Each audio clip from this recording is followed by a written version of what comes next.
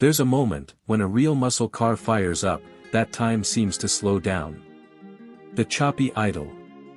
The ground vibrating. The smell of fuel thick in the air.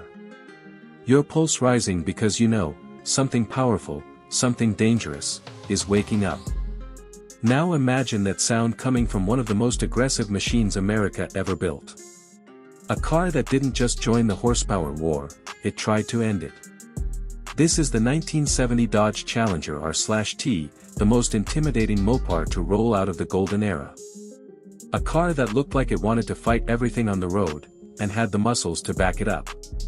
Tonight, we're going deep into the legend, the creation, the power, the numbers, the culture, and the emotion of a car that refuses to die. This is the ultimate 50-minute deep dive into the Challenger R/T, America's loudest declaration of freedom. Why Dodge built the Challenger?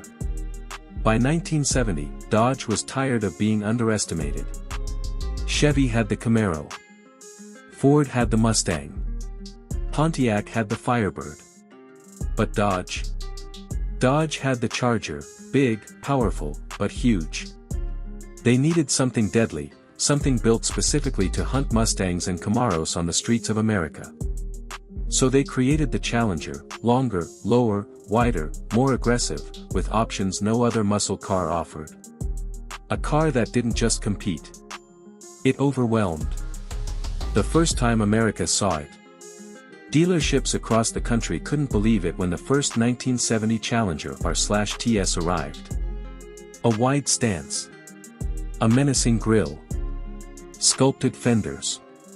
High-impact colors glowing like neon signs, plum crazy, sublime, Hemi orange. Teenagers hung around lots just to stare at them. Veterans returning from Vietnam bought them as their "I survived" reward. Drag racers called them weapons. Car magazines called them a disruption. The sound of a new threat. When you started a Challenger R/T, you didn't just hear it. You felt it. The 440 Magnum's thunder shook windows. The 446 pack snarled like a wild animal. And the mighty 426 Hemi. It sounded like your garage had become a launch pad. Dodge didn't build this car for comfort. They built it to dominate. The street legend era. From coast to coast.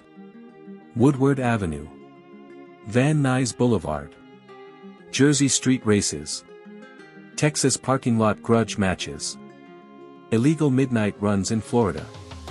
The 1970 Challenger R/T became the go-to weapon for anyone who wanted serious torque. People weren't afraid of Ford or Chevy. They were afraid of Mopar. And the Challenger was Mopar's fist. Engine options, all brutal. The R/T came standard with 375 horsepower 440 Magnum, already enough to roast tires for miles. But buyers had options that changed history. Fire 446 pack. 390 horsepower, underrated. Triple two-barrel Hollies. Real output, 430 plus HP. Quarter mile, low 13ths. A street warrior. Fire 426 Hemi.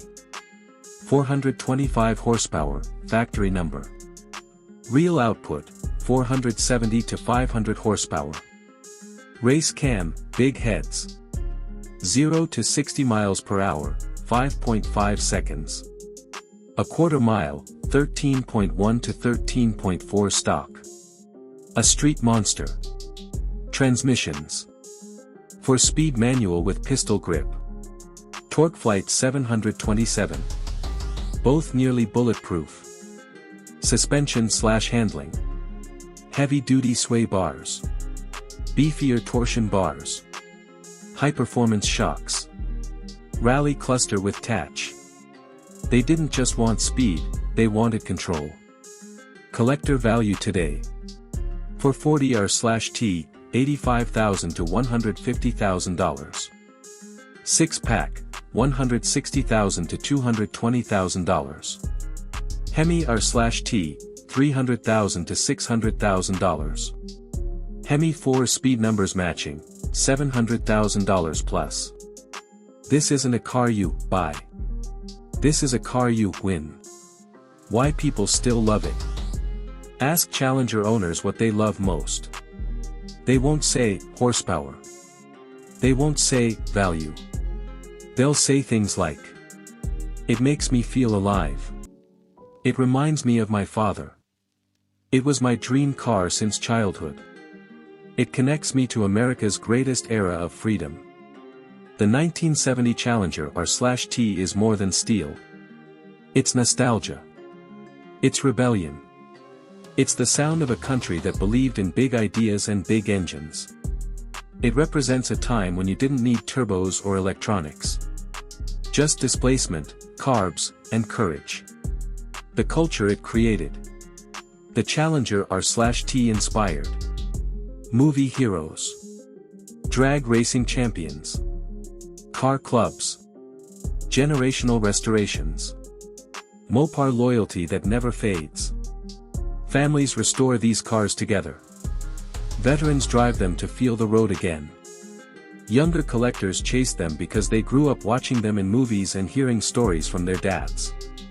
It's a car that bridges generations. A muscle machine that refuses to be forgotten. The identity factor. Owning a Challenger R/T says something about you. You appreciate real engineering. You respect raw power. You believe cars should have personality. You like danger just a little. And you aren't afraid of a car that fights back. The Challenger R/T is not passive transportation. It's a living, breathing machine that demands attention. If the golden age of American muscle had a crown jewel, the 1970 Dodge Challenger R/T would be one of the brightest.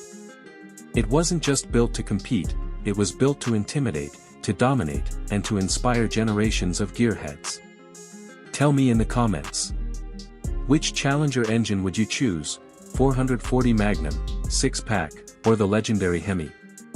And if you love deep dive muscle content like this, hit that like button, subscribe, and share this with every Mopar fan you know. Because legends like the Challenger only survive when people like you keep telling the story. And gives you memories no modern car ever will.